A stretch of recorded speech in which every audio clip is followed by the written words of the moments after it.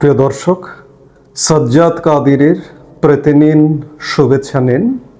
এই মুহূর্তে আপনাদের সামনে কথা বলতে এসেছি জুলাই ঘোষণাপত্র এবং জুলাই সনদ কি এক জিনিস, কিংবা এগুলো ঘোষিত হলে কি হবে, এই প্রসঙ্গটি নিয়ে আপনাদের সামনে এই মুহূর্তে কথা বলতে এসেছি। আজ ঐতিহাসিক 5 অগাস্ট 2025। আজকের ঠিক এই দিনে এক বছর আগে 2024 সালে আওয়ামী লীগ সরকারের পতন হয়েছিল। ঐতিহাসিক এটি এ কারণেই যে এটি ইতিহাসের অংশ, ইতিহাসে লেখা থাকবে। এটি অভ্যুত্থানের মাধ্যমে হোক কিংবা ষড়যন্ত্রের মাধ্যমে হোক, যেভাবেই হোক, একটি দীর্ঘ সরকার বাংলাদেশের ইতিহাসে টানা দীর্ঘতম প্রায় 15.5 বছর কালীন সরকারের অবসান ঘটেছিল আজকের দিন 5 অগাস্ট 2024 সালে। আজকে ঠিক এক বছর পর 5 অগাস্ট 2025 সালের এই দিনে বাংলাদেশের অন্তর্বর্তীকালীন সরকারের প্রধান উপদেষ্টা ডক্টর মোহাম্মদ ইউনূস জুলাই ঘোষণাপত্র উপস্থাপন করবেন জাতির সামনে। অন্যদিকে জাতীয় ঐক্যমত্য কমিশন এই মুহূর্তে ব্যস্ত সময় পার করছে জুলাই সনদ বাস্তবায়ন করার কাজে। সাম্প্রতিক সময়ে রাজনৈতিক অঙ্গনে বহুল আলোচিত দুটি বিষয়, জুলাই ঘোষণাপত্র এবং জুলাই জাতীয় সনদ। এ দুটি বিষয় একই বা কাছাকাছি মনে হলেও আসলে তা নয়। ঘোষণাপত্র ও সনদ দুটি পুরোপুরি আলাদা বিষয়। সহজভাবে যদি বলি যে জুলাই ঘোষণাপত্র হলো 2024 সালের জুলাইয়ের গণ অভ্যুত্থানের একটি দলিল বা দালিলিক স্বীকৃতি, যার মাধ্যমে জুলাই অভ্যুত্থানকে রাষ্ট্রীয় ও সাংবিধানিক ভাবে স্বীকৃতি দেওয়া হবে। অন্যদিকে জুলাই জাতীয় সনদ হলো রাষ্ট্রের বিভিন্ন ক্ষেত্রে সংস্কার প্রস্তাব বাস্তবায়ন ঐক্যমত্যের একটি রাজনৈতিক দলিল। অনেকে ভাবছেন, অনেকে শঙ্কা করছেন যে জুলাই ঘোষণাপত্র কিংবা জুলাই সনদ যদি বাস্তবায়ন হয়, ঘোষিত হয়, তাহলে কি আমাদের সংবিধান উচ্ছেদ হয়ে যাবে, সংবিধান বাদ হয়ে যাবে? না, সংবিধানের বাদের বিষয়টি সম্পূর্ণ আলাদা। জুলাই ঘোষণাপত্র উপস্থাপন করা আলাদা বিষয়, জুলাই সনদ বাস্তবায়ন আলাদা বিষয়। বরঞ্চ বলতে পারেন যে এগুলো জুলাই ঘোষণাপত্র কিংবা জুলাই সনদের আলোকে সংবিধানে কিছু ধারা উপধারা যুক্ত হতে পারে, কিন্তু সংবিধান বাদ সম্পূর্ণ আলাদা বিষয়। যদিও নব্য গঠিত রাজনৈতিক দল এনসিপি দাবি করছেন যে পুরনো সংবিধান ফেলে দিতে হবে, 72-এর সংবিধান ছুঁড়ে ফেলতে হবে, নতুন সংবিধান রচিত হতে হবে, সেটি ভিন্ন বিষয়। জুলাই সনদ জুলাই ঘোষণার সাথে সেটির সম্পর্ক নয়। সম্পর্ক আছে একভাবে, যে জুলাই সনদ বা জুলাই ঘোষণা সংবিধানে সংযুক্ত করা, কিন্তু সেটি বিদ্যমান সংবিধানেও সংযুক্ত করা যেতে পারে, কিন্তু এগুলো ঘোষিত হওয়া মানে পুরো সংবিধান বাদ দেওয়া নয়। আপনারা জানেন যে গত বছরের জুলাই মাসে সরকারি চাকরিতে কোটা সংস্কার দাবিতে বৈষম্য বিরোধী ছাত্র আন্দোলন নামে একটি ব্যানারে শুরু হয় আন্দোলন। এক পর্যায়ে এই আন্দোলন রূপ নেয় ছাত্র অভ্যুত্থানে। 5 অগাস্ট গণ অভ্যুত্থানে মুখে তৎকালীন সরকার, আওয়ামী লীগের সরকার, শেখ হাসিনা ক্ষমতা ছেড়ে দিতে বাধ্য হন। সরকার পতনের পর থেকেই অভ্যুত্থানের নেতৃত্বে থাকা ছাত্র তরুণেরা অভ্যুত্থানের ঘোষণাপত্র দেওয়ার কথা বলে আসছেন। তারা একাধিকবার নিজেরা এ ঘোষণাপত্র দেওয়ার উদ্যোগ নিয়েছিলেন। এক পর্যায়ে সরকার বিষয়টি নিয়ে সব দলের সঙ্গে বৈঠক করে এবং সরকারের পক্ষ থেকে জুলাই ঘোষণাপত্র প্রকাশ করার সিদ্ধান্ত হয়। জুলাই ঘোষণাপত্র নিয়ে এত তোড়জোড় কেন? জাতীয় নাগরিক পার্টির শুরু থেকেই এ ঘোষণার বিষয়ে সোচ্চার।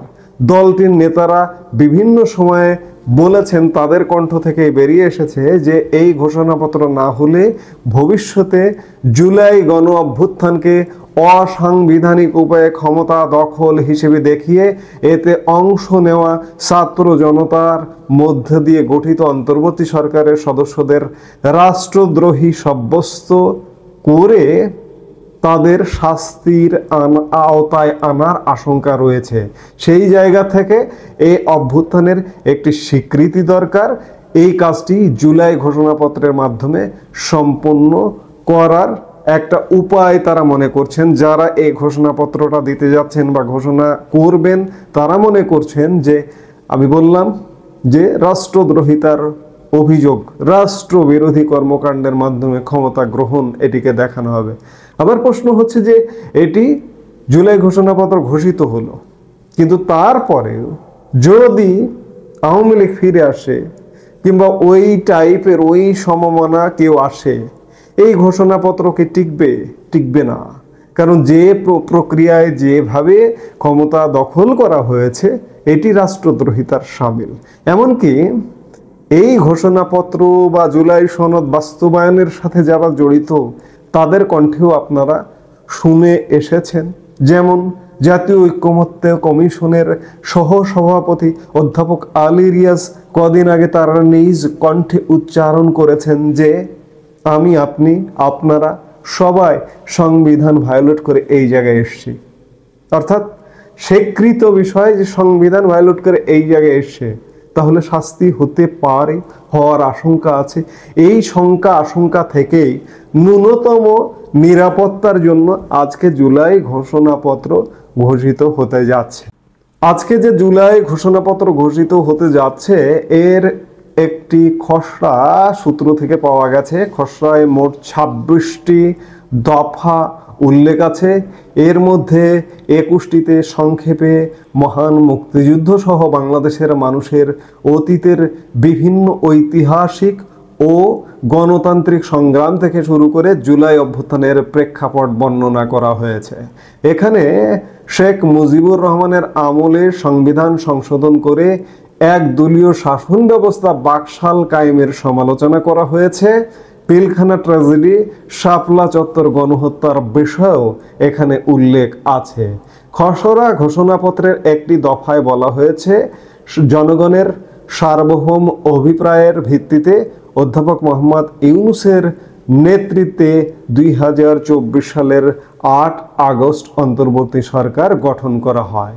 বাকি দফাগুলোতে রাষ্ট্রের গণতান্ত্রিক সংস্কারের আকাঙ্ক্ষা, আওয়ামী লীগ শাসনামলে গুম, খুন, গণহত্যা, মানবতা বিরোধী অপরাধ ও সব ধরনের নির্যাতন, নিপীড়ন এবং রাষ্ট্রীয় সম্পত্তি লুণ্ঠনের অপরাধে দ্রুত বিচার ও আইনের শাসন ও মানবাধিকার, দুর্নীতি ও শোষণমুক্ত বৈষম্যহীন সমাজ এবং গণতান্ত্রিক রাষ্ট্র ব্যবস্থা প্রতিষ্ঠার প্রত্যয় ঘোষণা করা হয়েছে। খসড়ার একটি দফায় বলা হয়েছে, ছাত্র গণ অভ্যুত্থান 2024-এর উপযুক্ত রাষ্ট্রীয় ও সাংবিধানিক স্বীকৃতি প্রদান করা হবে। বিশেষত সংবিধানের প্রস্তাবনায় এর উল্লেখ থাকবে এবং তফসিলে এ ঘোষণাপত্র সংযুক্ত থাকবে। খসড়ায় যেভাবে বলা আছে সেভাবে এটি গৃহীত হলে জুলাই ঘোষণাপত্র ভবিষ্যতে সংবিধানের অংশ হবে। অবশ্য এক্ষেত্রে বিএনপির কিছুটা ভিন্ন মত আছে। তারা জুলাই ঘোষণাপত্রকে সংবিধানের প্রস্তাবনায় না রেখে চতুর্থ তফসিলে রাখার পক্ষে। খসড়ায় বলা হয়েছে এই ঘোষণাপত্র 2024 সালের 5 আগস্ট থেকে কার্যকর হবে বলে ধরে নেওয়া হয়। জুলাই সনদটা কি একটু বিস্তারিত যদি আমরা জানি, যে আপনারা জানেন গণ অভ্যুত্থানের মধ্য দিয়ে ক্ষমতায় আসা অন্তর্বর্তী সরকার রাষ্ট্রের বিভিন্ন ক্ষেত্রে সংস্কার আনার উদ্যোগ নিয়েছে। ইতিমধ্যে প্রথম ধাপে গঠন করা 6টি সংস্কার কমিশনের সংস্কার প্রস্তাব নিয়ে রাজনৈতিক ঐকমত্য হয়েছে। যেসব সংস্কার প্রস্তাব বাস্তবায়নে রাজনৈতিক দলগুলো একমত হয়েছে সেগুলো নিয়ে তৈরি করা হবে একটি সনদ। এটি জুলাই জাতীয় সনদ। এই সনদেরও একটি খসড়া তৈরি করেছে জাতীয় ঐকমত্য কমিশন। এটি এখনো চূড়ান্ত হয়নি। মোটা দাগে জুলাই জাতীয় সনদের খসড়ায় 3টি ভাগ আছে। প্রথম অংশে আছে এই সনদের পটভূমি, দ্বিতীয় অংশে কোন কোন সংস্কার প্রস্তাবে ঐকমত্য ও সিদ্ধান্ত হয়েছে তার উল্লেখ, আর তৃতীয় অংশ থাকছে সনদ তথা সংস্কার প্রস্তাবগুলো বাস্তবায়নের বিষয়ে কিছু সুনির্দিষ্ট অঙ্গীকার। সেখানে বলা হয়েছে আগামী নির্বাচনের মাধ্যমে সরকার গঠনের পরবর্তী 2 বছরের মধ্যে সংস্কার প্রস্তাবগুলো বাস্তবায়নের অঙ্গীকার করবে দলগুলো। তবে এই অঙ্গীকারের বিষয়ে কোনো কোনো দলের আপত্তি আছে। শুধু এ ধরনের অঙ্গীকার করা হলে শেষ পর্যন্ত সংস্কার প্রস্তাবগুলো বাস্তবায়ন কতটা হবে তা নিয়ে জামাতে ইসলামী, এনসিপি সহ অনেকের আশঙ্কা আছে। তারা চায় জুলাই জাতীয় সনদকে একটি আইনি ভিত্তি দেওয়া হোক। সংস্কার বাস্তবায়ন প্রক্রিয়া কি হবে এ বিষয়ে এখন আবার রাজনৈতিক দল ও বিশেষজ্ঞদের সঙ্গে আলোচনা করবে জাতীয় ঐকমত্য কমিশন। এরপর চূড়ান্ত করা হবে জাতীয় জুলাই সনদ। জাতীয় ঐকমত্য কমিশনের সঙ্গে সংস্কার প্রস্তাব নিয়ে আলোচনায় 30টি রাজনৈতিক দল ও জোট অংশ নেয়। সনদে এই দলগুলোর সই করার কথা রয়েছে। আগামী দিনের সংবিধান কেমন হবে তার রূপরেখাও থাকবে এই জাতীয় সনদে। অর্থাৎ জুলাই সনদ এবং জুলাই ঘোষণাপত্র দুই জিনিস একরকম মনে হলেও, এবং যে শঙ্কাটা আছে মানুষের মধ্যে যে এই জুলাই ঘোষণাপত্র হবার মাধ্যমে সংবিধান বাতিল হয়ে যাবে, সংবিধান স্থগিত হয়ে যাবে, না, এমনটা কিছু নয়। সনদ এবং ঘোষণাপত্র যেটিই বলি না কেন, এনারা চাইছেন যে এগুলো সংবিধানে অন্তর্ভুক্ত করা। কিন্তু তারপরে বলে রাখি যে মোটা দাগে এনসিপির পক্ষ থেকে একটি দাবি আছে যে আগামীর দিনে, আগামীর বাংলাদেশে আমাদের যে সংবিধান আছে 72-এর মুক্তিযুদ্ধের চেতনার সংবিধান, সেই সংবিধানকে তারা রদ করতে চায়, তারা বাতিল করতে চায়, সংবিধান পুনর্লিখন করতে চায়, সংবিধান অর্থাৎ একটা নতুন ব্লাড নির্মাণ করতে চায় বাংলাদেশের। সেই ব্লাড নির্মাণ হবে কিনা সেটি বাংলাদেশের মানুষ সিদ্ধান্ত নেবে, আদৌ সেটি পারবে কি না। আমরা মনে করি 72-এর সংবিধান মুক্তিযুদ্ধের চেতনায় রচিত সংবিধান। এই সংবিধান পরিবর্তন করার কিংবা এই সংবিধান বাদ করার কোনো এখতিয়ার নাই মুক্তিযুদ্ধের চেতনার বাইরের মানুষের, এবং শেষ বিচারে সেটিই হবে। আমরা সেটাই প্রত্যাশা করি। এই মুহূর্তে এ পর্যন্তই। সবাই ভালো থাকুন, সুস্থ থাকুন। আমাদের ভিডিওগুলো নিয়মিত পেতে সাবস্ক্রাইব করুন Sajjad Kadir and the legends YouTube channel এবং লাইক, কমেন্ট, শেয়ার করে সাথে থাকুন।